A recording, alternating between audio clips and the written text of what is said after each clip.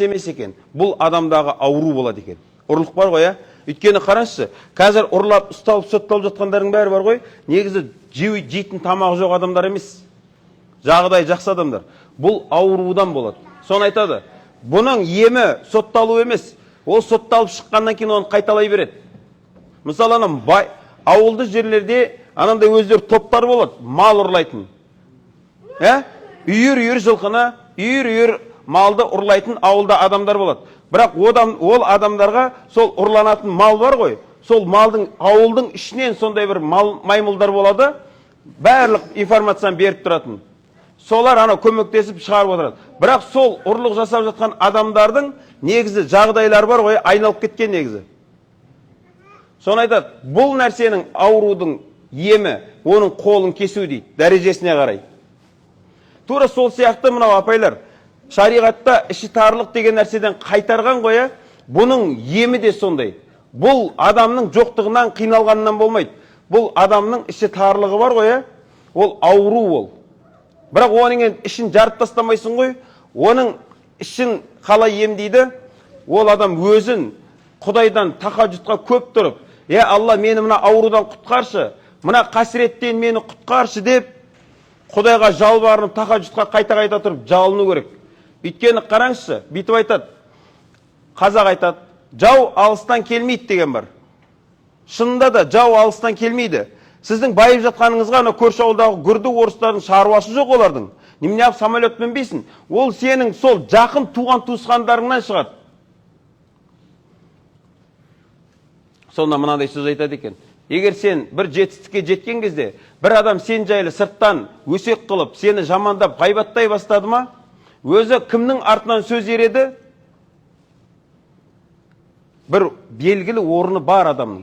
Ана ешкім емес адам артынан сөз ермейді. Егер сіздің артыңыздан сөз ере бастады ма, демек сіздің бір еленетін жеріңіз бар. Адамдар өздерінен төмендерге уақыт өткізбейді. Адамдар өзінен төменді өсек қылмайды. Олар өзінен жоғарыларды өсек қылады. Неге? Оны өзінен төмен қылып, өзінің дәрежесін көтеру үшін. Сонда ғалымдар айтады, егер сені бір адам бір жетістікке жеткен кезіңде, мына іші тар адамдарды, егер ол сені жамандап біреуге жеткізіп жатса сен жайлы, сен онымен ұрыспа дейді. Оны сен азаптамай ақ та қой, ұрмай, соқпай, еш нәрсе істемей ақ қой. Неге? Өйткені оған сен үлкен бір жетістікке жеткен кезде оның ішіндегі ауру бар ғой, оған азап ретінде жеткілікті дейді. Одан артық азап керек емес деген. Осы іші тарлық, көре алмаушылық деген нәрсенің бұл дүниедегі азабы, денсаулыққа зияны және ақыреттегі азабын айтып бергім келеді. Біріншісі, іші тар адам бұл дүниеде ешқашан бақытты өмір сүрмейді екен. Өйткені оған мына дүниенің кеңдігінен бір тиын пайда жоқ. Неге? Өйткені оның іші тар. Оған бір дүние бересің ғой, сен одан гөрі сәл жақсырағын алсаң, ол қайттан ауыра береді. Неге? Ол менен озып кетті деп. Мына денсаулық жағынан, енді тек осыдан деп ойлап қалмаңыздар, адам баласының қартайған кезінде инфаркт, инсульт деген нәрсе бар ғой. Осы инфаркт, инсульт алатын жолдарының бірі, себептердің бірі осы іштарлық, көре алмаушылық екен. Неге десе, бұны қараңызшы, медицина жағынан былай дәлелдеуге болады. Адамның жүрегі бұл насос, дұрыс па ата? Бұл денедегі қанды қуып тұрады. Денедегі қанды қуып тұрады. Өзінің бір определенный скорость бар ода. Осымен қуып тұрады. Ал адам ашуланған кезде, не болмаса осы жүрегінде бір өзгеріс пайда болған кезде, адамның бұл жүректің ұрысы күшейеді ғой, сол кезде автоматически адамның қан жүрісі өзгереді. Сонда бүкіл дене өзгереді. Байқайсыз ба? Бетің қызады, аузың, білесіздер ме, баяғыдан бір жарысқа шығайын деп тұрсаң, бір туалетке барғың келеді, жігіттер болған ба? Шығайын деп тұрасың ғой камераға. Бір түрлі туалетке барғың келеді. Барасың, шықпайды. Қайтып келсең, қайттан қыштайды. Сөйтсек, негізі қыштап тұрған жоқ. Негізі оны істеп тұрған не? Волнение. Жүрек дүрсілдеп, мынау, жүрек уайымдай бастағаннан кейін, бүкіл дене өзгереді ғой, былайша айтқан кезде отопление қуады ғой. Түсініңіз ба? Алдайды, өтірік информациялар кетеді. Қараңыз, бір адамның қан тамыры 92 мың мен 98 мың километр шығады екен. Бір адамның қан тамыры 92 мың мен 98 мың километрге дейін шығады екен. Мен екен оған да жетпейтін шығар, бірақ мынандай үлкен-үлкендердікі бір жетеді енді бұлардыңкі. Аллаға шүкір. Енді қараңызшы, ол қандай? Сіз денеңіздің қай жеріне тықсаңыз да қан шығады, дұрыс па? Демек, ол жердің бәрінде тамыр бар. Ол жердің бәрінде тамыр бар. Біз тек қана көріп тұрған күре тамырлар емес. Соны қараңызшы, мынау қартайған кезде ауру болатын адамдардың басы неден басталады? Қараңыз, келе жатады, көршісі Toyota алады, ананың жүрегі дүрсілдей бастайды. Қайықтан алды. Не? Өзі мынан қараңыз, жігіттер шынымен де жау алыстан келмейді деген рас қой. Өзің бір 10 шақты доспен отырасыңдар ғой, біреу бір жақсы жетістікке жеткен кезде не деп айту керек? Машалла. Не деген сөз? Алланың қалауы болды. Менің дымым кеткен жоқ, температурам көтерілмей қойсын деген сөз ғой бұл. А бізде не істейді? 10 шақты адаммен отырды, Toyota Land Cruiser алдым деш. Қой. Осы сөздің негізгі мағынасын білесің ба? Адам қинамасай деген сөз ғой бұл. Қой. Адам мазасын алмаш дейді. Машалла демейді. Қой. Ескестер ме? Сөйтетті олшы арғары күлмейден есептейді. Так, бұның анауысы бар тұғын. Мынауы бар. Сен мүлкіңді есептейді. Чөті анаған жетпей жатыр. Бұл атаң әнелет бір жерден ұрлаған ба. Кетті анау. Болды, ол дүңкіге кіріп кетті. Кейін біраз уақыттан кейін бар, ойнамайтын дейсің ғой, доқпыйдық істейді. Шай шекші дейді. Сенің огородыңнан алған жоқ қой. Сенің огородыңнан еш нәрсе кеміген жоқ қой. Алланың мүлкінен еш нәрсе кеміген жоқ қой. Не үшін адам сондай іштар болады? Ол Құдайдың мүлкі ғой. Енді қараңыз, жаңағы айтып жатқанымыз, адамның қан тамырлары сондай дедік та, адамның миында миллиардтаған қан тамырлары болады екен. Миллиардтаған қан тамырлары болады екен. Ол көзге көрінбейтін қан тамырлары бар.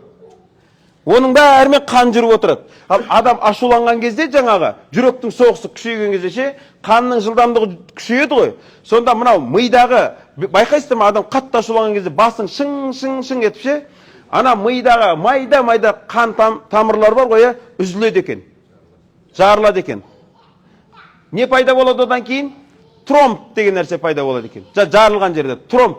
Ал ана көре алмайтын іштарлар бар ғой, күніне қанша тромб пайда болады да? Қартайған кезде солар дейді, негіз ауыратын. Пайғамбар саллаллаху алейхи вассалам бір күні тұрған кезде бір өте ірі жігіт келеді. Енді ана тәкап анау денесіне мақтанып бит тұрған кезде қараңызшы, пайғамбар саллаллаху алейхи вассалам медицинаны қалай түсіндірген? Сен басың ауырған ба дейді. Сонда анау айтады, ол қандай дейді? Ол қалай ауру деген кезінде қараңызшы не дейді? Сенің басыңда майда өте көп майда талшықтар бар дейді. Соның біреуі шаншуға далады, сол сенің мазаңды алуға жеткілікті дейді. Біз ана битіп қарап, жігіттер, не бір жігіттер ана битіп жүреді ғой, любойыңды айрам деп 36-та 6 ғой, температурасын 38-ге көбейтсеш, сүмірейді қалады. Сенің сүмірейіп қалуыңа 1% жетеді негіз. 39-ға көтерсінші, қатыныңа жалынып кетесің ғой. Үстім чаршы, наскейім киігізші деп кейін ертесіне түскеннен кейін барып, қайсың деп қайта біз басымыз істемейді ғой негізші. Қараңыз, айтып жатыр, сенің басыңның, мазаңның қашуына сенің басыңда көптеген қан тамыры бар дейді, тасылықтар. Соның біреуі шаншуға далады дейді, сенің мазаңды алуға жеткілікті болады дейді. Анау айтады, мен ауырмағам дейді. Мен ауырмағам дейді. Соң айтады, ал сенің денеңде қызу пайда болған ба дейді. Температура деген білесіздер ме қай жерде болады? Оны баяғыда пайғамбар саллаллаху алейхи вассалам айтып жатыр. Ана ол қандай ауру деген кезде не дейді? Температура іште болмайды. Бұл ет пен терінің арасында болады екен қызу. Температура деген ет пен терінің арасында болады. Ал ішің болса, ішің жаурайды. Ішің жаурайды. Сонда айтады, ет пен терінің арасы қызады дейді. Сонда анау айтады, мен бұлай ауырмағанмын. Негізінен мен өмірімде ешқашан ауырмағанмын дейді. Сөйтеді да кетіп қалады. Сонда пайғамбар саллаллаху алейхи вассалам айтады, тозақы адам көргілерің келсе, анау кетіп баратқан жігітке барып қараңдар деген. Неге десе қараңыз, кейбір адамдар айтады ғой, мен өмірімде ауырмағам деп Фирауын да өмірінде ауырмаған. Білесіздер ме? Фирауын өмірінде ауырмаған. Сен адамсың. Сен біреулер егер мен күнә жасамайым, мен ауырмайым, мен қателеспеймін десе бар ғой, бұл адам емес ол онда. Өйткені сен қателесушісің. Ол саған заңды түрде болатын нәрсе. Адамның қателесуі бұл нормальна нәрсе. Неге? Өйткені Алла Тағала сен артыңнан тәубе қылуыңды күтеді. Алла Тағала тәубе етушілерді жақсы көреді. Сонда не дейді? Алла Тағала жақсы көрген құлдарына ауру береді дейді. Неге? Оның күнәларын кафарат етіп, тазалап тастауға. Бұл ауру негізі. Бұл адамның күнәсіне кафарат болады ол. Кафарат болады. Енді қараңыз, бағанағы нәрсе. Ана ішітар көре алмаушылықтар бар ғой, көре алмайтындар. Әрдайым ашуланып жүреді ғой. Біреу бір бәле алса ауырып қалады. Подружкасы нормальный күйеуге шығып кетсе, тағы ауырып қалады. Досы нормальный үйленсе, тағы ауырып қалады. Осындаймыз ғой. Сонда не болады? Оның миында тромбтар көбейе береді екен ғана, әр сол жаңағы болған сайын ше. Айтады, қартайған кезде инсульт алудың жолдың бірі осы дейді. Ал ақыреттегі азабы қандай десе ше, айтады, мынау дүниеде сен қандайсың? Осы жерде тұрған 100 адам. Мынау дүниеде қандаймыз?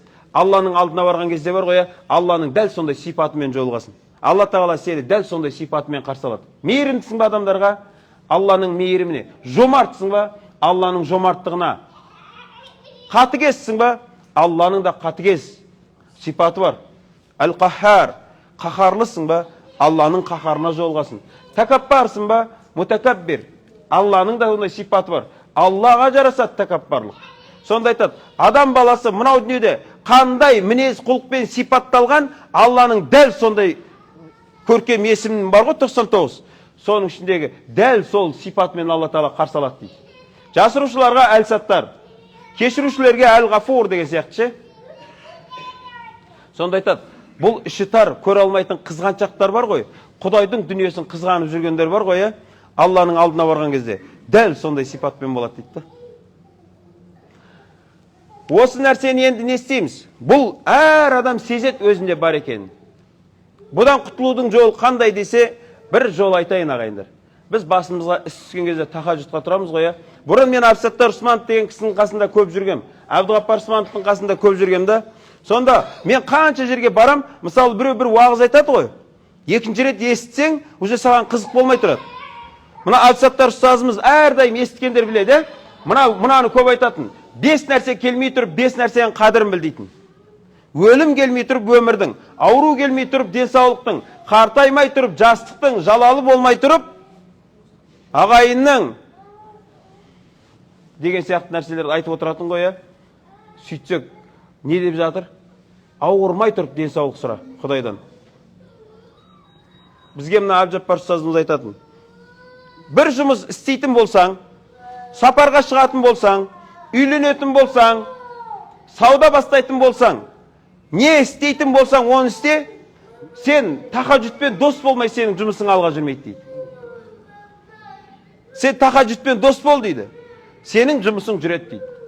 Ал қазіргі жігіттер, шынымен, қазіргі жігіттер қорқақпыз біз. Қараңызшы, бір жұмыс бастайын деп тұрды, әлі жұмысты бастаған жоқ. Ұтылып қалмаймыз ба? Банкрот болып қалмаймыз ба? Ондай қорқақ адамдарда ешқашан жұмыс болмайды. Намаз бастайын десем, тастап қоям ба деп қорқам дегендер бар ғой. Намаз баста, тастасаң тастап кет, намаз баста. Бір аптадан кейін тастайсың ғой, сен бір апта қарызыңнан құтыласың.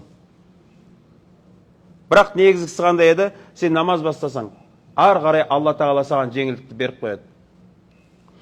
Қараңыз, ең бай жер қай жер? Сұрақ. Әлемде Алланың жаратқан мекендерінің ішіндегі ең бай жер қай жер?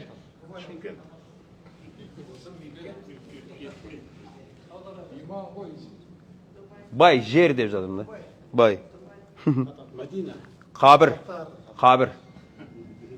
Ең бай жер қабір. Не үшін екенін білесіздер ма? Айтады, бір кісі бүйтіп айтады, мут фариған деп айтады. Ішіңді босатып өл дейді. Бірақ бұл деген сөзше, туалетке барып ішіңді босат деп жатқан жоқ. Көкейіңдегі бар нәрсені шығарып кет дейді. Айтады, қабірде жатқан адамдар бар ғой, тірі күнінде оларда үлкен-үлкен мақсаттар болған, армандар болған, идеялар болған дейді. Олар оны істемей, өздерімен бірге алып кеткен дейді. қабірде жатқан адамдардың егер солардың тірі күнде ойлаған идеялары бар ғой, егер солардың бәрі іске асатын болса, мына әлем адам сенгісіз өзгерер еді дейді да. Соны айтады, сен де ертең қабірді байытатын, идеяға толтыратын адамдардың қатарынан болып қалма дейді. Бүгін сенде осы жерде жатқан жігіттер, біздің әрқайсымыздың көкейімізде не бар? Арман бар, мақсат бар, идея бар. Біз бірақ қорқақпыз, жүре береміз. Істеу керек еді, істеу керек еді, істеу керек еді. Өзі ниет деген екі түрлі болады. Біреуі целге айналады, біреуі арманға айналады. Мына арамызда Құран оқитындар бар. Құран оқимын дегендер. 7 жыл болды оқимын дегеніне, әлі жүр. Дұрыс па? Мұғалім сәнін алып қойған, оны ашпайды да. Оқу керек еді деп әлі жүр. Неге? Ол басында ниеттенген негізі. Бірақ ниеті арманға айналып кетті да. Ал ниетін мақсатқа айналдырғандар, олар уже Құран оқып жатыр олар. Осылай жігіттер, бір нәрсені естеміз ғой, осы жерде отқан әрқайсымыз дінге қызмет қылу міндетіміз.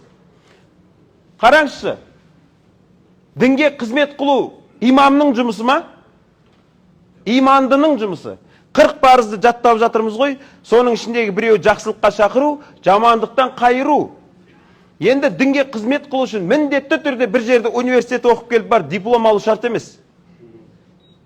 Бір адамның қараңыз, 40 парызда не деп тұр?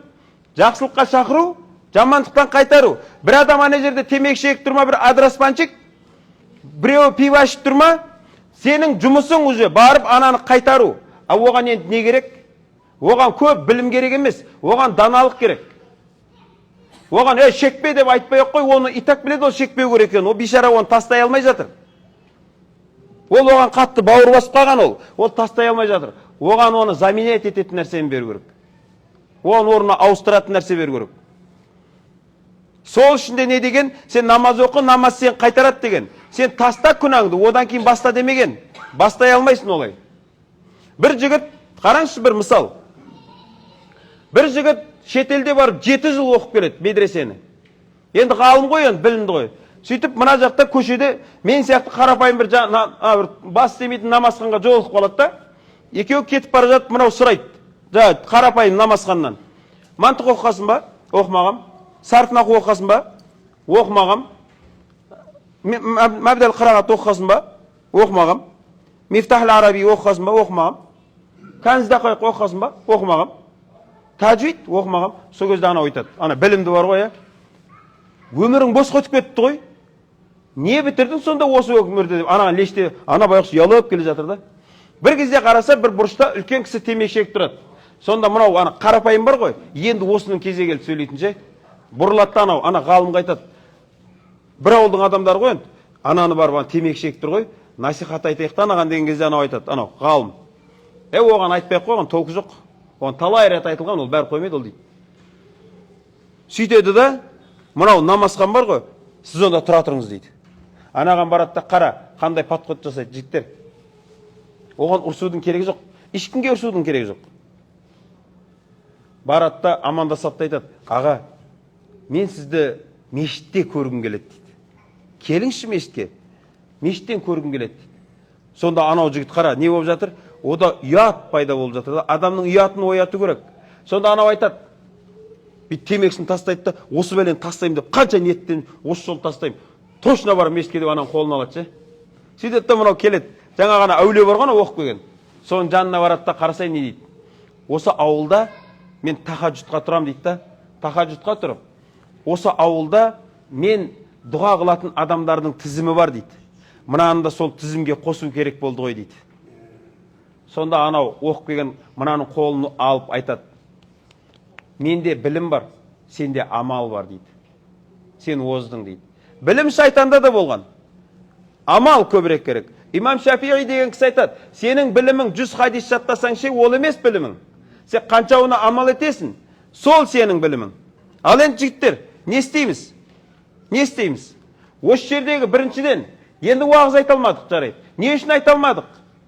Бәрімізге қатысты. Не үшін айта алмайсың? Әшінде көшеде әңгімен жібереміз ғой, әркім жайлы айтқан кезде. Тоқтата алмаймыз ғой. Не үшін айта алмадық? Өйткені қара, мен жаңа басталған кезде бір хадис айттым. Мен отырып қой, бәріміз амал еттеміз деп отырмыз ғой. Жаңа басталғанда хадис айттым. Кім біледі? Қандай хадис айттым жаңа мен? көздеріміз банкып отырды, немнен амал етесің? Қазір ұмытып жатсың ғой. Шынымен айтайын, ренжімеңіздер. Амал ету керек, Енді нең амал етесің уже қазір 10 минутта ұмытып қалдың ғой. Ертең жүресің одан кейін, ана жарқын деген страшно айтты дейді. Не айтты десе, есімде жоқ дейсің. Шынымен жігіттер да, неге амал етесің? Болды ғой сен миыңнан қазір уже шығып кеткен ғой. Расы да. Сондықтан не істейміз? Негізі уағызды кез келген адам айта алады. Мынандай дейді, бір адам біреуге бір сөз түсіндіре алады, қай уақытта? Оны өзі түсінген кезде дейді. Өзі түсінген кезде. Сен бірдемені біреуге түсіндіре алмай жатсың ба?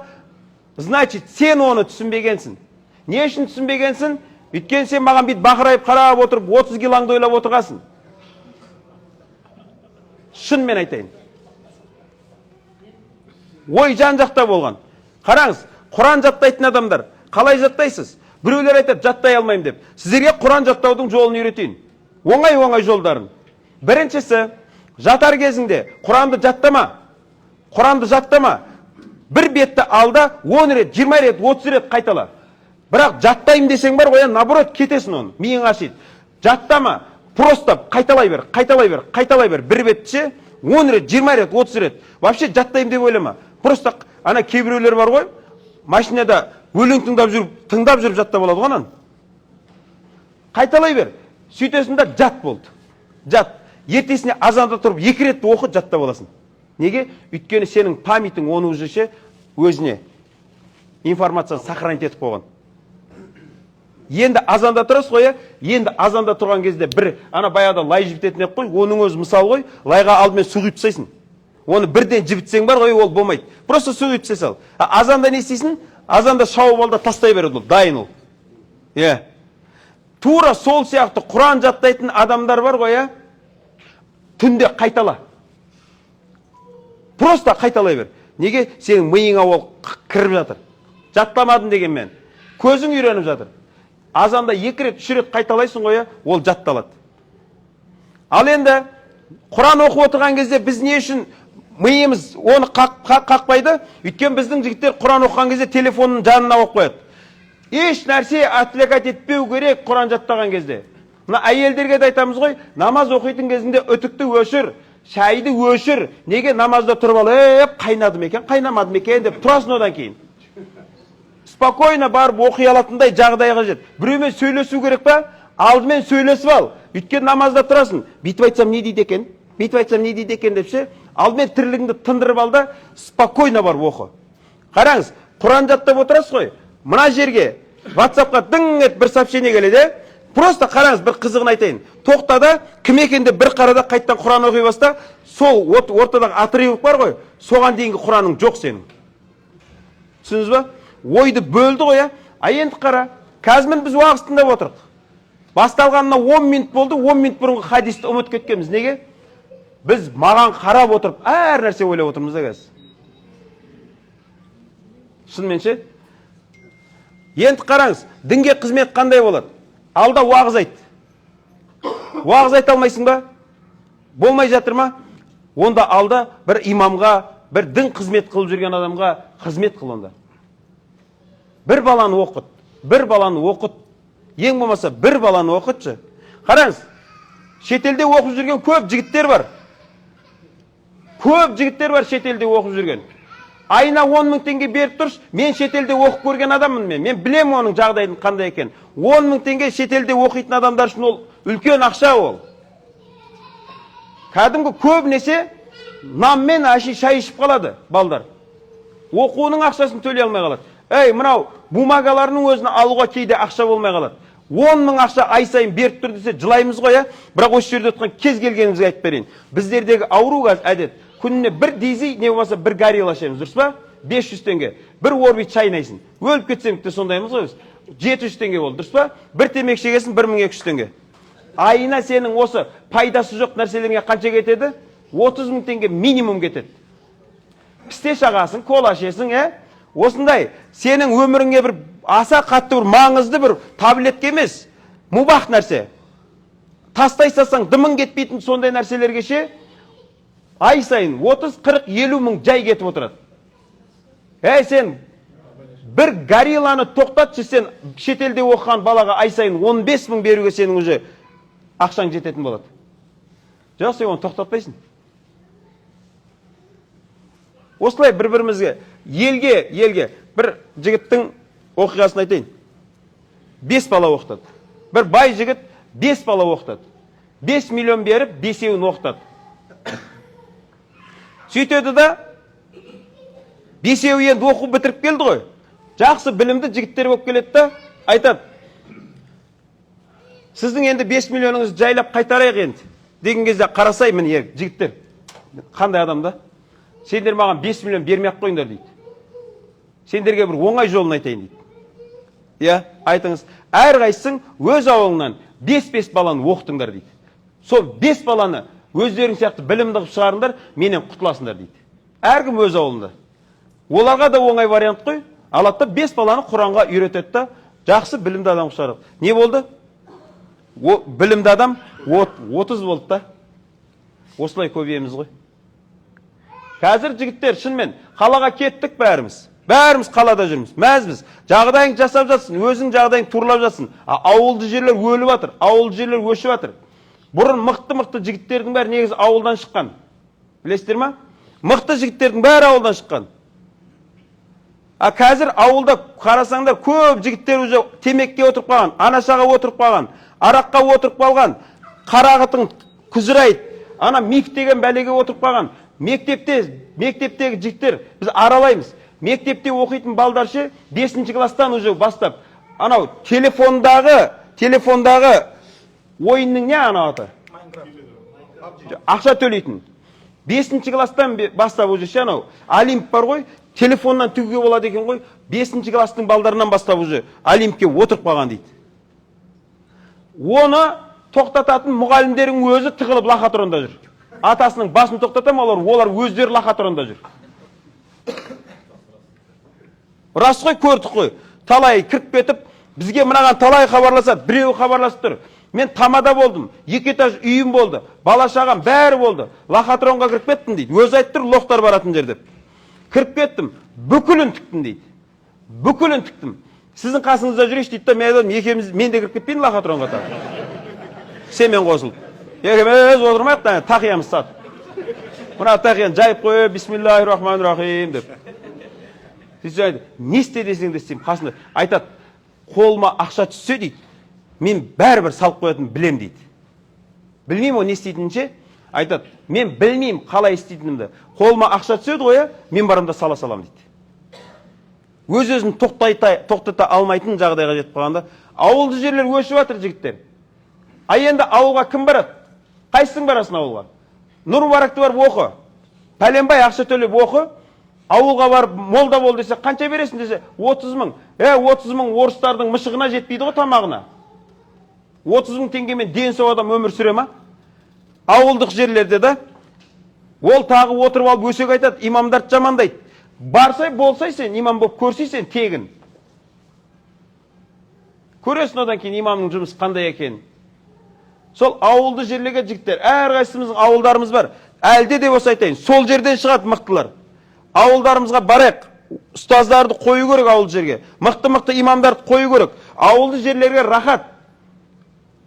Өзінің ауылдан шыққан біреуді молда қып қойып қояттан, байық жен бір бәл айтайын деп жатса, аузың шаш, сен кім екенін білеміз ғой деп өшіріп тастайды оны.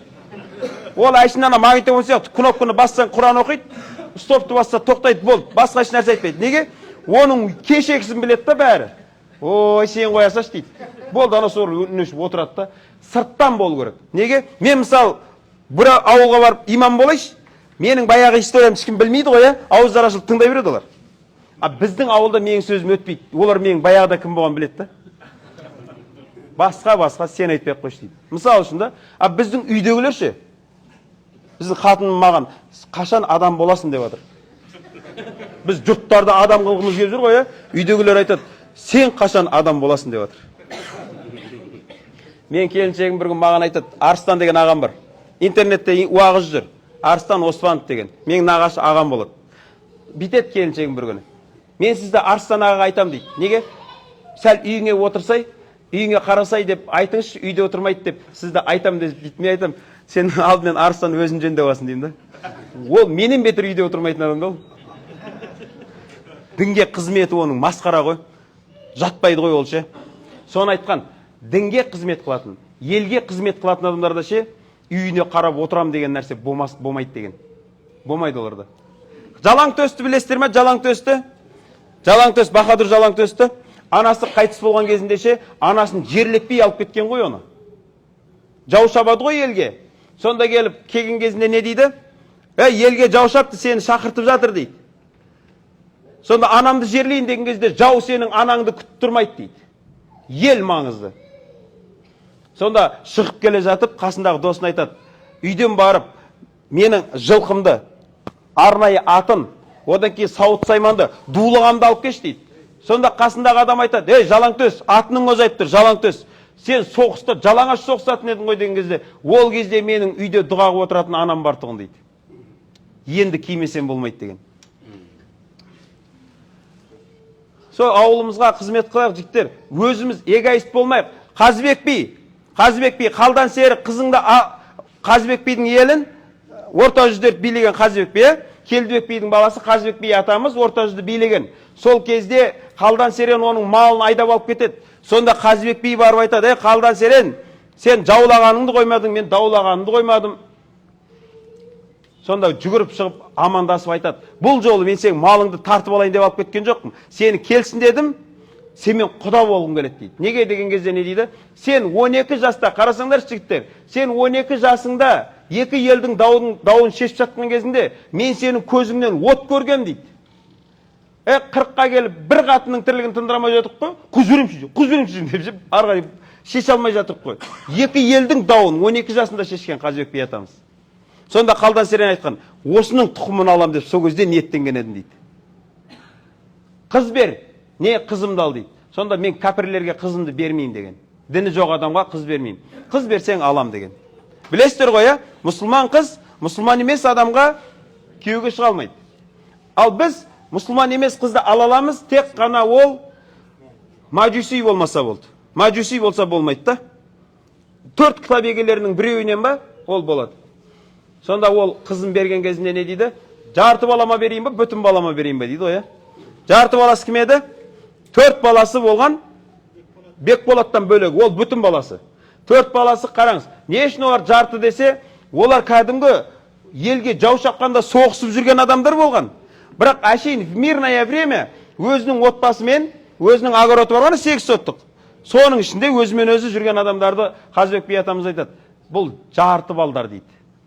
Бекболатты бүтін бала деген неге? Ол елдің қамын ойлайтын еді дейді. Бізді қазір Қазыбек атамыз көрсе бар ғой, 0,25% адам дейтін жер біз. Өйткені ана участоктың ішінде дұрыстап ұстай алмай тұрып қой біз. Сол жерден қашып кетіп тұрмыз ғой. Айтыңыз. Өткенде өздеріңіз білесіздер ғой, өткенде ана 10 кісі ше, Мәдинаға барып келді да қазір. Өткенде билеттерін бәрін алып қойдық. Енді осы жерде бір 4 күнге гостиницаға бір 220 мыңдай ақша керек болып тұр. Өздерінде бір 190 мыңдай ақша бар екен. Соған бір 4 күнге осы жерге жатып, сосын ары қарай 3 күн кетеді. Соған мына жігіттерді өздерін алып келдік қазір. Гостиницаның бәрін дайындап, ана аталарын бәрін жатқызып қойдық. Енді мына сол кісіден осы 2 бала мен айттым, енді өздерінің кеңдер деп жатыр енді бәрі біледі. Сондықтан мына осы 2 жігіт, жаңа бір қыз осы ше. Сондықтан енді өздеріңіз бір хоп деп бисмилля деп көмектесіп жіберсеңіздер, Алла разы болсын. Қазір мына жігіттер өткенде бір жағдайлар болып қайталмай қалған. Осы жақта қалып кеткен болатын. Соған кішкене көмек қажет болып жатыр. Қазір тұрып бара жатқан кезімізде осы кісілерге кішкене айтыр, әркім өз шамасы жеткенше көмектесіп жіберсін деп жатыр. Мен саған негіз кеше жазған сен жауап берген жоқсың. Ассалаумағалейкум. Бәріңізге айтайын. Егер осы нәрсені көмектесіп, Алла үшін көмектессеңіздер, Алла разы болсын. Мен 3 күнде Құранға түсудің авторы боламын. Мен өмірімді жазбаңыздар, мен сіздерге Құранға түсіруге себепкер боламын. 707 120 соңынан көрейік. Соңынан жасайды. Мен бүгін қайтып барадым. Просто амал жоқ, мына жерде бейіт бұл кісінің уағызын қимай бәлі беріп тұрдым. Біз қазір жолдан шығып Алматыға қарай. сол мына тірлікті бітіріп кетейін дегені 707 120 82 80. Кімде кім Құранға түсемін дейтін болса, иншалла маған WhatsApp-пен хабарласыңыздар. Атыңыз кім болады, атыңыз? Ерлан ұстаз. 877 Жандосымен не аламыз айтшы?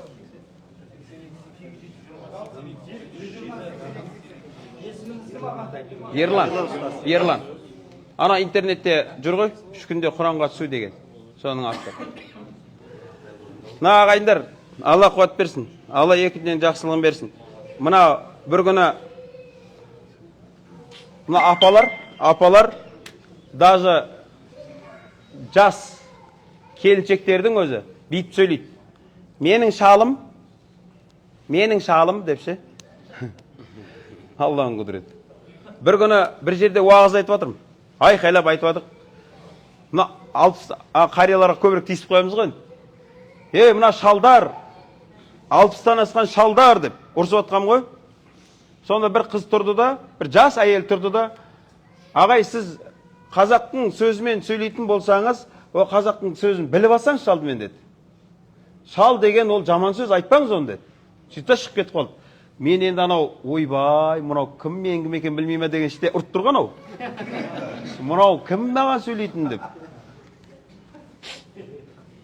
Содан кейін бір күні Бауыржан Момышұлының бір кітабын болды да, оқып көрсетті, сонда айтады екен. Қартайған адам 3 түрлі болады дейді. Қария, ақсақал, жоқ шал. Абыз ол жоғары ол. Абыз деген ол бүкіл ең жоғарысы ол. Сөйтіп, мына 3 түрлі болады дейді.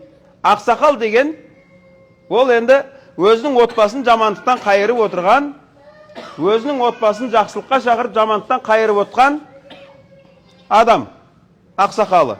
Қария деген бүкіл ауылын ойлап, ауылға басы қатып жүрген адам дейді. Шал деген кім десе, адамға да итке де пайдасы жоқ, ана көшеде тұратындар бар ғой. Азаннан кешке дейін қарағатын болып тұратын. Қарағатындар.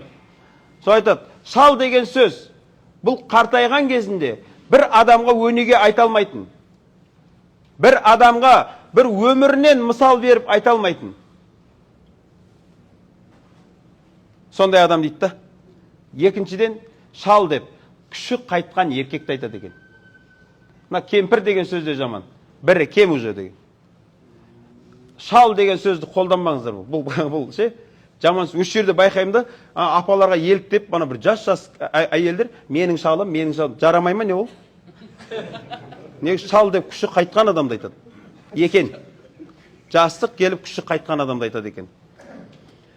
Ал бірақ, Құдай сақтасын, шал болып қалудан Құдай сақтасын, негізгісі ең болмағанда сол қария, ақсақалдардан болуымыз керек қой. Қараңыздар, біз қазір бұрынғы аталарды көргем. Мен 89 жылы жауап медресе оқыдық та кішкене. Құран үйрендік. Батихан деген бауырым, класстасымыз, бірге өскенбіз екенбіз. Сол бір ауылда медресе оқып, Құран оқып, сол кезде біз кішкентай баламыз, кішкентай балаларымыз бізді қариялар ауызшарда ертіп жүретін. Біз ана Субхана зил мульки вал малакут деп айқайлайды ғой Рамазанда. Соны айтып жүретінбіз ғой. Сол кезде аталардың қасында көп жүргем. Сол аталар сол кезде бір қалтасында тәспісі, бір қалтасында компьютер жүретін. Мен көргем талайынша. Жас балдар кездеседі ғой ауылда. Бер кел дейді. Калимаңды айтшы, кән ла иляха илляллах, сені кім жаратты? Пайғамбарың кім? Кітабың не? Дінің не? Деп сұрақ қояды да компьютер береді. Сөйтеді да, ендігі жол айтып берсеңдер, тағы компьютер берем дейді. Ана балдар шалдарды көрген кезде калимасын айта бастайды ғой. Қазіргі шалдарды бір қалтасында темекі, бір қалтасында карта жүреді. Любой жерде отыра қалады да ұра береді да. Кейбіреулерінде қолында 4 бұрышты тақтай жүреді. Жерде төсеп карта ойнайтын же. Или бұрыш-бұрышқа тық кетіп жүреді. Бір күні қабірдің басында уағыз айтып тұрмын. Енді қабірдің басында өлім ғой. О жерде қаттырақ айтамыз ғой.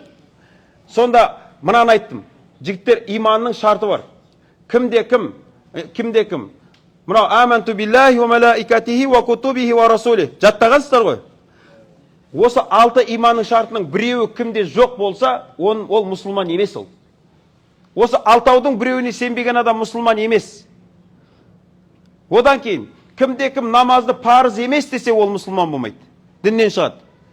Кім арақты адал десе, күпірлікке түседі.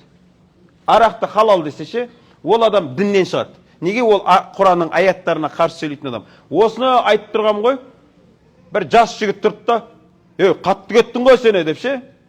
Сөйтіп еді, енді оны олқысап, өрді іші күйіп отқандар көп қой. Құдайдың құдіреті қарасаңшы, жанында бір қария кісі отырған ше, ана кісінің ше, шынымен мынандай осындай болды ше, көкірегінен бүйтіп ұрып отырғызып қойды да, ол аманту биллахи ва малаикатихи ва кутубихи ва расулихи айтып жатыр ғой деп ше. Міне қария да, білімі бар, құтқарды да ана жерде. Айтсам ана жерде көп адамдар көтерілейін деп тұрған өзі ше. Соны айтады, қария болуға қазірден дайындал. Қазір қылжақбас болып жүріп ше, қария болған кезде дана болам деп ойлап қалма. Неге? Сен қазір жинап жатсың, қор жинап жатсың. Соның кейін жемісін бересің. Шал боласың, таза шал болайын деп тұрсың да. Сол үшін қазірден дайындалу керек. Елімізге қызмет қылайық. Ақырымызды Алла қайыр етсін. Мына кішкене ғана мынаны айтайын енді. Негізі бүгін басында мына сауда жайлы айтамыз деген ек қой. Біраз айтсаңыз болмай ма ұстаз? Мынаны қараңыз, сауда деген нәрсе. Көп саудамен айналысып жүрген адамдар саудадағы үкімін білу парыз болады. Зекетінен бөлек. Сауданың өзін. Мына задатық деген нәрсе бар. Задатық деген нәрсе жоқ шариғатта. Бұл неден пайда болған? Мұсылмандарда уәденің кеткенінен пайда болған. Сенімсіздіктен пайда болған. Мен мына затты сатам. Мынау алады. Алам деп, сатам деп келсеміз қоя, мен мынаны амай қояма деп қорқам, бұл мені сатпай қояма деп қорқады. Неге? Өйткені сенім жоқ та, сол үшін задатық береді. Енді қараңыздар, мен егер мына затты сатсам, мынау маған 10 мың теңге задатық береді. Ертең келіп егер мынау алмайым деп отказ берсе бар қоя, мынау 10 мың сенікі емес. Сен қайтарып беруің керек. А бізде не істейді оны? Қайтармайды. Сөйтіп не дейді? Құлақтан тебеді. Білесің ба қанша клиентке сатпай қойғаныңды? Сен болмағанда сатып жүрер едің ғой деп. Ал енді қара, сен бұмен келісіп сата алмай қалдың ба, онда бір қайыр бар. Оның артында бір қайыр бар. Құдай тағала сені бір бәледен қайтарып тұр. Егер бірдемен ала алмай қалдың ба, өкінбе, оның артында бір қайыр бар. Сен оны білмейсің, сен оны. Оны Құдай біліп тұр. Сол үшін сен бәледен қайтарып жатыр да. Ол өкінетін нәрсе емес. Ал енді затың қолыңда тұр ғой, қолда тұрған затқа ақша алынбайды оған. Мына задатығың бар ғой сенің, ана алмайтын болды ғой. Мынауың тұрма сенің, ана ақша сенікі емес әлі. Оны егесіне қайтарып беру керек. Енді немен өсе есептеледі бұл өмір? Күнә сауаппен есептеледі.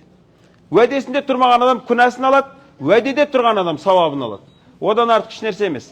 Ал мынау ақша сен үшін адал емес. Оны қайтарып беру керек. Ал пайғамбар саллаллаху алейхи айтады, мұнафиқтың 3 сипаты болады. Уәде берсе уәдесінде тұрмайды. Мен мына жігітпен бірдеңені жасаймын деп уәде бердім ба, өліп қалсаң өліп кет, жасау керек.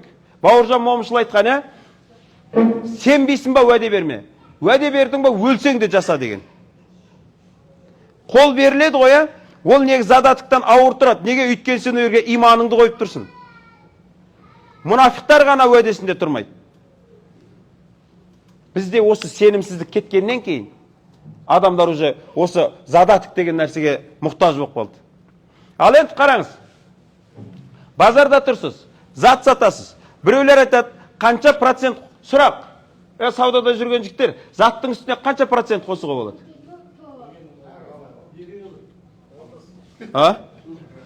Қай медреседе оқыдың сен?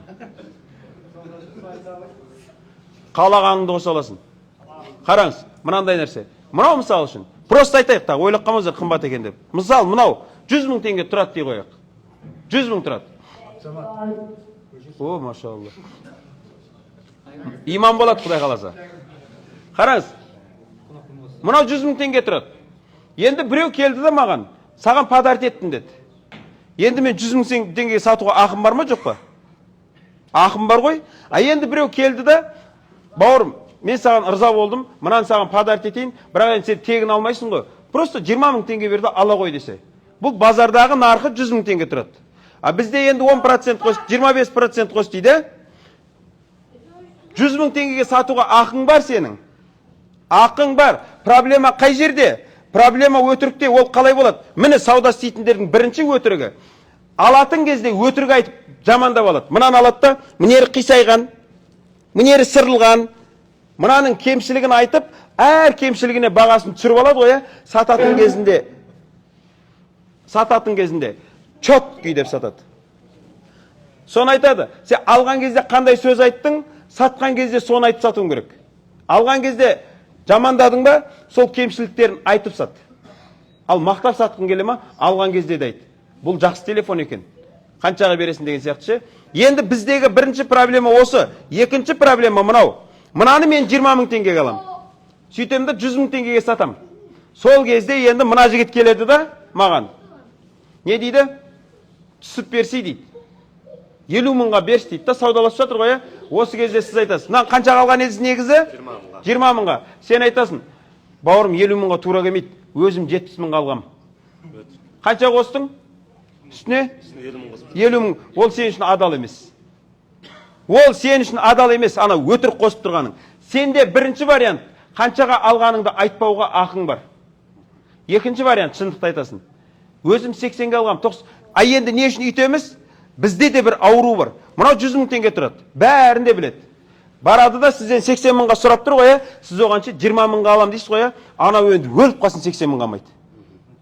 Басқа біреуден барып алса алады 80 мыңға. Сенен алмайды. Неге? Сенің үстіндегі доход оның ішін ашытады. Ол айтады, өлдің ба? 20 мыңға алып 80 мыңға, ең болмаса 50 мыңға берсей дейді. Ана жоқ 80 мыңға берем дейді ғой, алмайды. Басқа жақтан барып 80 мыңға алады. Неге? Мынаның доходына о бейшараның іші ашып өледі ол. Сол үшін бізде не істейді? Ананың іші ашымасын дейді да, 20 мыңға алған нәрсесін қанша қалдым дейді? 70 мыңға алдым дейді ғой. Бітті, үстінде қанша арам қостың? Алла пайғамбар салсам айтады. Мән ғошша фәләйса минна.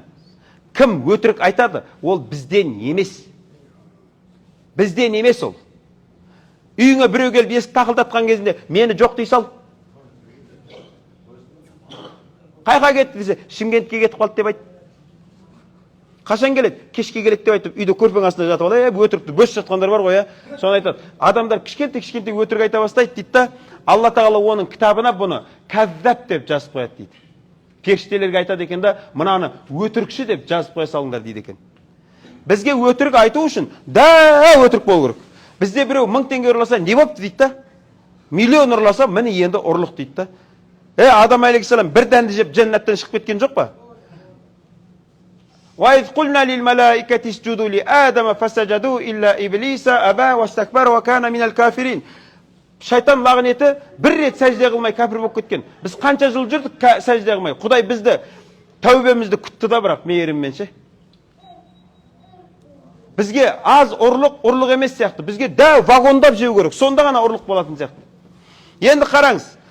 Жаңағы үстінен қосуға болмайды деген қандай зат? Бұл күнделікті тұтылатын зат. Адам күнделікті тұтынатын зат. Қант, май, мына первый необходим заттар бар ғой, адамдар онсыз күнделікті күні жүрмейтін. Доп оған жатпайды. Мысалы сен доп алмасаң аштан өлейін деп тұрған жоқсың ғой. Базарға доп алуға бардың. Доп қымбат па?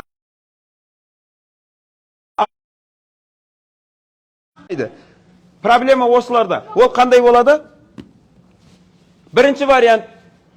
Базарда қант тұр. Киласы 200-ден. Сен барып қантты 400 десең, түсінікті ешкім алмайды оны. Ол ана 200-ден алып кете береді. Бүйтіп көтеретіндер қай уақытта көтереді? Бәрінікін алады да базардағы. Ешкімде қалмайды ғой.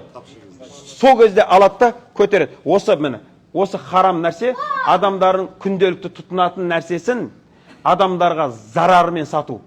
Адамдар келеді айтады, жаңа ғана 200-ден тұрады ғой десе, алсаң ал, алмасаң қой. Өйткені ол не істеп тұр, біліп тұр, бәрібір кеп алатынын ше. Бірінші вариант осы, бәрін алып алады да қосады. Екінші вариант, затын алады да қоқ қояды. Күтіп тұрады, базардағылар таусылады ғой, сол кезде екі есе көтеріп сатады. Осы күнделікті адамдардың тұтынатын заттары бар ғой, осы заттар.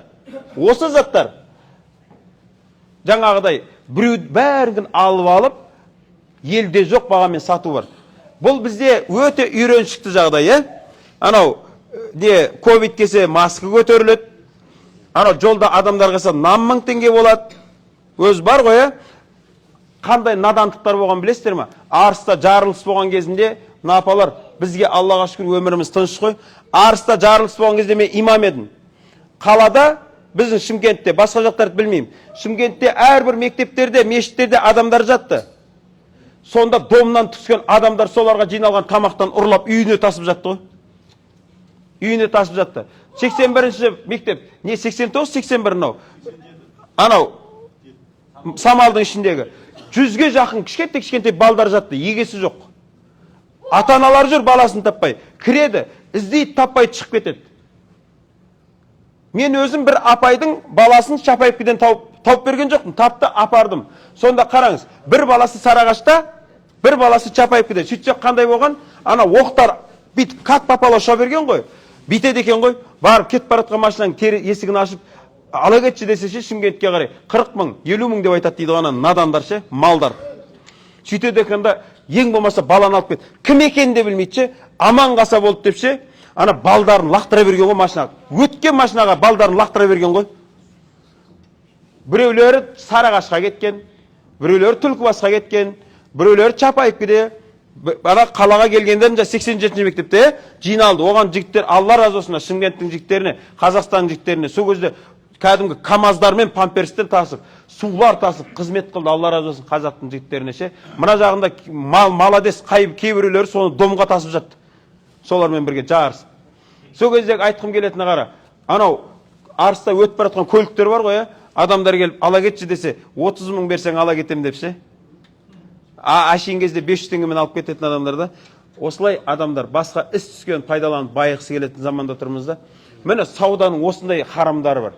Ал ашин кезде үстінен қосуға ол мынанша деген нәрсе күнделікті. Мысалы допқа сен онша қоса алмайсың, өйткені оны адамдар амай қоя салады. Неге? Ол бір зәру нәрсе емес ол. Одан кейін пайғамбар саллаллаху алейхи вассалам айтады: сендердің ешқайсың жәннатқа кірмейсіңдер. Ешқайсың жәннатқа кірмейсіңдер. Не дейді? Иман келтірмейінше. Сендер ешқайсың иман келтірген болмайсыңдар. Өзіңе жақсы көргенді, өзгеге жақсы көрмейінше. Міне базарда тұр жігіттер. Мынандай зат сатады, мынандай бір зат сатады. Біреу келеді да, мынаның маған 10-ын берші дейді. Бұда 5-еу ақ. Менде 5-еу дейді ғой. Сол кезде айтады: онда сенен осы 5-еуін ала салайын, 5-еуін көршіңнен ала салайын дейді. Сөйтсе бұл айтады: оныңкі китайский. Ода өте көп возврат болады. Сен тұра тұр, мен қазір складтан әкеп берем дейді да, артынан шығады да, китайский бар ғой, соған барады да, 5-еу бере тұршы, ертең әкеп берем деп. Анамна келеді да. Міне, складтан әкелдім деп ше. Бірақ өзі ананкі не деген еді? Китайский деген. Оның китайский, одан ама деп, менен ал деп. Бар ғой бұндай нәрсе ше. Ал не деп жатыр? Сен өзіңе жақсы көргенде өзге мұсылманға жақсы көрмейінше мұсылман болмайсың. Және жігіттер, мына сауда істеген жігіттер, қараңыздар, өте ушлый да бұлар.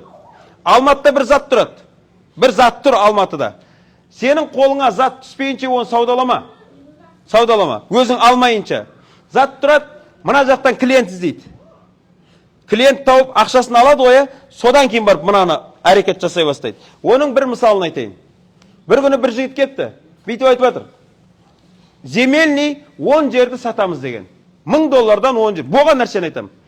$1000 жер сатам деген. Земельный. Бір қаланың сыртында жерді. Бұл барғанда $1000. $1000 о кезде 400 мың теңге. 400 мың теңге. Бұл ақымақ барғанда 10 адамды тапқанда 500 мың теңгеден. Бәрінен 50 мың теңгеден задаты қалған. Сөйтеді ана доллар көтерілді ғой былтыр. Доллар фук дейді да 640-қа көтеріледі ғой. Жер қанша болды енді? 640 мың. Мынау қаншаға сатып тұр? 500 мың. Маған айтады: аналардан тура келмейді деп 50 мыңдан қайтарып берейін ба? Бермейсің. Ақың жоқ. Олар имеют право сұрауға. Түсіндіре алдың ба? Қара, бұл қай жерден ұтылды? Қолында жоқ затқа сауда жасады да бұл. Түсіндіңіз ба? А баға ертең. Мына зат менде тұр. Сіз менен сұрайсыз, қанша? 50 мың. Сіз алам деп келсеңіз онда басқа. Сіз менен сұрап аласыз алдымен. Сөйтесіз де анаяқта 60 мыңға клиент іздейсіз, сөйт ертесіне маған звондайсыз, а маған фирма жарқын мынаны 70 мыңға көтер деп қойған. Ал сен анаяқта біреуден задатық алып аласың. Кім кінәлі? Сен кінәлісің. Өйткені сен нақпен нақты келіскен жоқсың да әлі.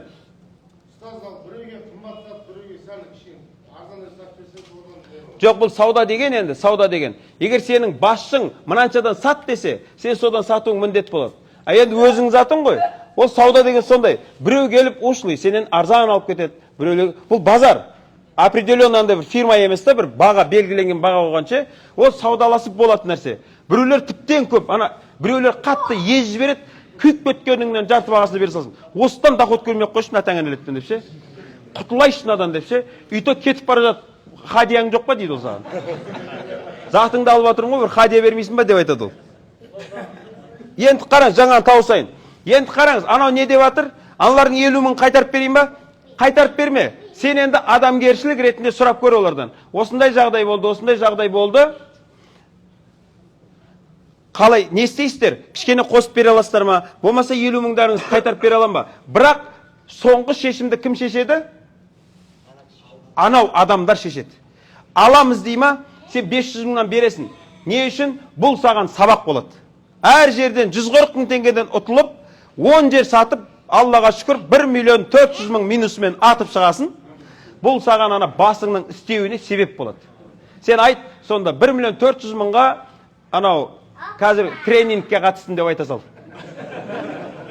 Бұл саған тренинг болды да. Қалай лох болмау керек деген тренинг бұл. Енді тағы біреуін айтайын. Жігіттер қазір процент деген қандай? Мен мысалы, мен мына жігітпен жұмыс істесем, 100 мың теңге берем қоя. Сол кезде мен айтсам, сен оны 110 мың қайтарам десе, қайтарасын десең, бұл не болады? Процент. Мен бұған 100 мың теңгені бердім, бұл 100 мың теңгені қайтаратын болды. Бірақ енді бұл өзі беріп жатқан кезінде Алла разы болсын деп 10 мың теңге қосып берсе бар ғой, ол процент емес. Ол бұның өзінің таза адамгершілігімен беріп жатқаны. Және біздегі көп болып жатқан мынау нәрсе. Міне, мен мына жігітке оборотқа 1 миллион теңге ақша берем. Қара, сөйтіп қалай келсеміз, үстіндегі пайданы екіге бөлеміз. Екіге бөлетін боламыз, сөйтіп бұл жұмыс істеп жүреді. Доходты екіге бөліп жүреді. Бір күні бір маймыл келеді, бұны алдап топ еткізеді, бұл банкрот болады. Сол кезде мынаған келіп айтады, банкрот болып қалдым, жұмысым тоқтап қалды дейді ғой. Мынау не дейді сол кезде? Бопты, онда қойсақ қойсақ, мен баяғы 1 миллионды қайтарып бер дейді. Бұл 1 миллионды қайтарып бер. Білесіздер ме қандай болу керек? Сен ана бөліп жатсың ғой, саған мына ақша доход түсіріп жатыр ма? Сенде ұтылып қалам ба деген риск болу керек. Адамда риск болу керек. Демек, мен мысалы мына жігітке 1 миллион теңге, менде ол жоқ негізі, біраздан келіп сұрап тұрма. Мысалы да, мына жігітке 1 миллион теңге ақша берсем, доходын екіге бөлеміз ғой 50-50-ден. Банкрот та екіге бөлінеді. 500 мыңнан. Ал егер мен 70%-ын мен алам, негізі ақша меніңкі, 30%-ын сен аласың дейсің ғой, банкротта 70%-ында мен күйім керек болады. Қалай келісілген, солай. Саудаға ақша салдың ғой, ақшаны қосып жатыр ма, сенде жоғалту деген қауіп болу керек. Енді бізде тағы да айтайын, мынандай проблема болған. Мен келемді, мысал ретінде курсты айтып жатырмын да, енді примерно. Мына жігіттен келемді, 400 мың теңге қарызға бере тұршы деймін. 400 мың теңге қарызға бере тұршы деймін. Сол кезде ол айтады, курс қаншадан? 400 теңгеден. 400 теңгеден дейді садақта. $1000 береді да, міне 400 мың теңгең сенің, міне $1000 ала сал дейді. Білесің бе, артында не проблема болады? Доллар ертең 600-ға көтеріледі, мынау келеді да, бұл өліп қалсын доллар бермейді, $1000 бермейді. Бұл келеді да 400 мың теңген береді ғой, сол кезде анау айтады. Мен саған $1000 бердім ғой, $1000 қайтар дейді. Ал егер доллар 300-ге түсіп кетсеше, мынау өліп қалсын 400 мың теңге апармайды. Бұл енді ол кезде $1000 апарады. Анау не дейді? Өліп қалсын алмайды ол. Мен саған негіз 400 мың бергенім. Негіз екеуіңкі де дұрыс. Түсіндіре алдым ба? Бірақ екеуінің қателігіне сөз келісім болған жоқ. Сол кезде қол алысып қалай келісім болу керек? Конкретно біреуіне тоқта. Доллармен қайтарам ба? Теңгемен қайтарам. Бұл бізде болып жатқан проблема көп бұл. Доллармен қайтарайын ба? Теңгемен қайтарайын ба? Деген сияқты. Міне біреу мысалы үшін, мына жігіт маған машина сатады. Аталар сауда істейме ме? Мына жігіт маған машина сатады $10,000. Сөйтемді, $10,000 қанша болады? 4 миллион теңге болады. Оны бір айға бөліп береді. Сөйтіп мен теңге қылып беріп жүрем да, 40 мың деп. Бір күні анау ақша көбейіп кетеді. доллар көбейіп кетеді ше. Сол кезде мынаған апарып 40 мың бересің ғой, бұл сол кезде не істейді? Сен маған доллармен бер дейді. Сол үшін не істеу керек? Саудада басында қалай сөзбен келісілген, соңына дейін солай жүру керек. Басында нақты айтылу керек. Доллармен ба, теңгемен ба? Нақты айтылу керек. Сонда не болады? Доллар көтерілсе де, түссе де, ешкімнің еш жері ашымайды. Өйткені не? Келісім бар. Сауда келісімсіз болмайды. Енді қараңыз, біздегі көп жігіттердің қор болып жүргені исламға бой ұсынғысы келмейді. Сөйтіп артынан исламға бой ұсынбағандықтан оларда үлкен сынақ басталады. Қандай? Міне мына жігіт менен келеді да 100 мың теңге сұрайды қарызға. Бұл менің досым. Сонда мына жігіт айтады: "Ей, ортаға куә қойыңдар, жазыңдар." Алла Тағала Құранда бір бетті аят қылып осы қарыз мәселесіне арнаған. Қараңыз не дейді тағы? Егер біреуге қарыз беретін болсаңдар, еркектен 2 куә қойыңдар, және жазыңдар. Ал еркек біреу ақ болса, онда бір еркек 2 әйел қойыңдар. Неге? Ана бір әйелдің өзіне куә керек та онша. Өйткені ол құлақтан теуіп жіберуі мүмкін ше. Оның өзіне тағы бір қатын керек. "Ай, сөйттің ғой" деп айтатын. Шынымен сондай. Куәлікке бір қатын жарамайды. 2 болады. 2 бір-бірімен тартса дәл. 2-ін қойыңдар дейді, және жазыңдар дейді. Енді қара, мен мынаған қарыз берейін деп тұрмын, мынау келіп айтады. Бұл Құрандағы аятта айтып тұр. Жазсаңдар десе мен не деймін? Сен кім деп тұрсың мені? Бұл менің досым ғой, мен сонда сенбеймін ба мен бұған? Мен сонда досыма жазам ба енді? Деп, сол кезде мынау айтады. Сен сонда мен не лақтырат деп тұрсың ба не сен мені? Сен мен сонда лоқ деп не? Сен мен сонда не дейді анау? Кидала, мошенник деп тұрсың ба не деп мына лештетеді. Сөйтемді мынаған беріп жіберем ғой, міндетті түрде мына екеуі сыналады. Біздің ауру мынандай. Мен мынаған 100 мың теңге берем, бұл бір аптадан кейін қайтарам дейді. Бұл 100 мың теңге бір аптадан кейін қолына түседі ғой, кел берейін деп келе жатады да қарайды. Сен бетің майланып нормально отырсың ғой, бүйтіп тұрады да, мынау дәл осы 100 мың теңгені алмаса да өлейін деп тұрған бәлесі жоқ қолынан. Бір апта айналдырайын да бере салайын дейді. Сөйтіп келеді да, кім мынау қазір майда болмай тұрады, 20 мың теңгесін ала тұр, 80 мың теңгесін ертең бере салайын дейді ғой. Енді екіншісінде қандай ой келеді? Бұл мынау дәл осы ақшаға қарып қана емес қой. Оборотқа салайын, түскен доходына беріп отыра берем дейді. Сөйтіп ана 100 мыңды майдалап берекесін құртады. Ана алғанға да береке жоқ, бірақ сен алдағаннан кейін өтірік ақшада еш уақытта береке болмайды. Осының бәрі неден басталған еді? Шариғатқа бой ұсынбағаннан болған. Сосын жігіттер, былай деңіз. Досың келіп қарызға ақша сұрап тұрма, айт. Жазайық. Ол саған не, маған сенбейсің ба десе айтыңыз. Жоқ, мен саған сенем. Бірақ Құранда Алла Тағала осылай айтқан екен. Егер біз осыны жасайтын болсақ, біз сауап алады екенбіз. Берекесі болады. Және біз Алланың Құранның аятына амал етіп сауап алады екенбіз біз. Давай осылай жасай салайық деп ше. Анаған сен что-то түрің подозрительный деп керек емес сондай нәрсе. Сонда не болады? Бұл істе береке болады. Ал егер қара енді, мына мен басында мен ұятым пайда болды, бұл кейін анау ұят болады деген еді ғой, кейін бұл бермей жүреді ғой, осы кезде мынау енді ұятты жинастырады да артынан бандитті десе де тақырбастар бар ғой, Құдайдың шешіп қойған шешіп жүргендер. Сол артта салат артынан жазат жүрген жерінде араласпаңдар, араласатын адам емес, ит адам деп ше. Баяғы ұят бар ғой, ұяттан жұрдай жиналады да бәрін қарғап сілеп екеуі екі жаққа кетеді. Бет көріспейтіндей болып кетеді. Неге? Өйткені олар кезінде Құдайдың берекесін алғысы келген жоқ еді. Аз болса да Құдайдың берекесімен алу керек. Алла қуат берсін. Алла екі дүниенің жақсылығын берсін. Сауда істеп жүргендерге Алла береке берсін. Бір сұрақ қойсақ болады ма? Бірден сұрай салайыншы. Осы жаққа әкеліп отқан гидтер бар ғой. Гидтердің адамдардың қарамайтынын сондай жайды естігенсіз бе, естімегенсіз бе осы қай? Естігем. Естігенсіз бе? Енді бір сұрақ, сіз мысалы халықтың алдында жүрсіз ғой. Кешегі Каусар Тревелдің мәселесінде де мен кім екенін білмейсіз.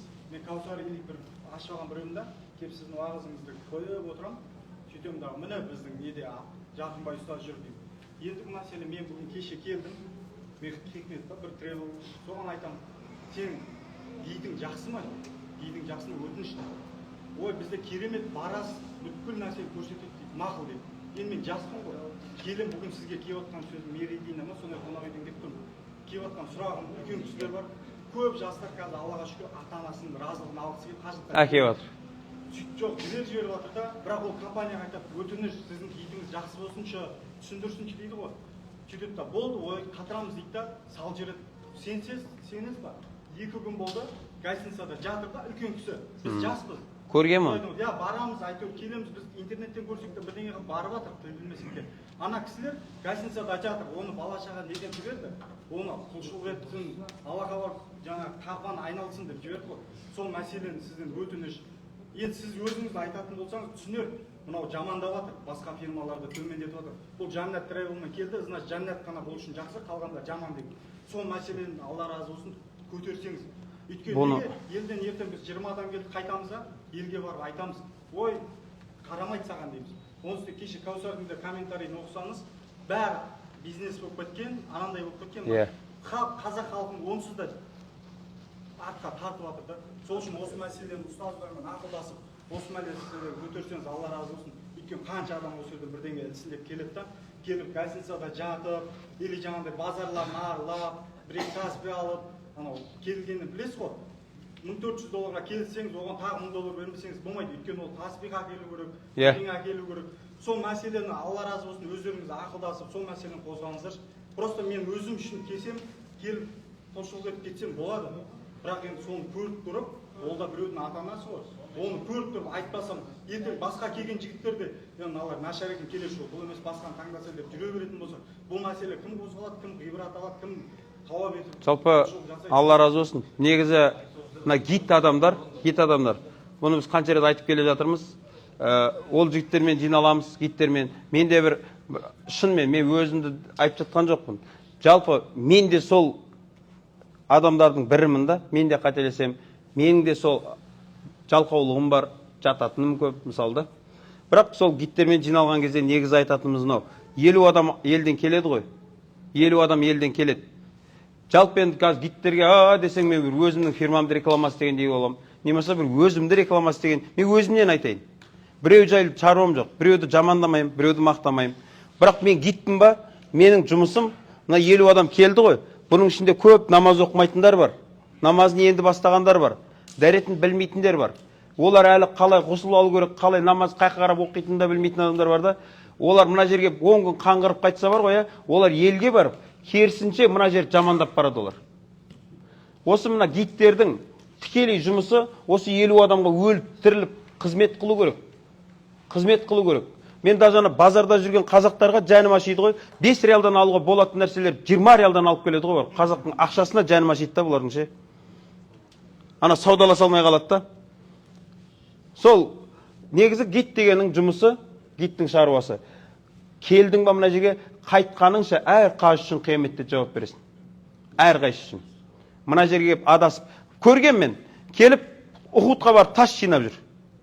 Неғып тас жинап жүрсің?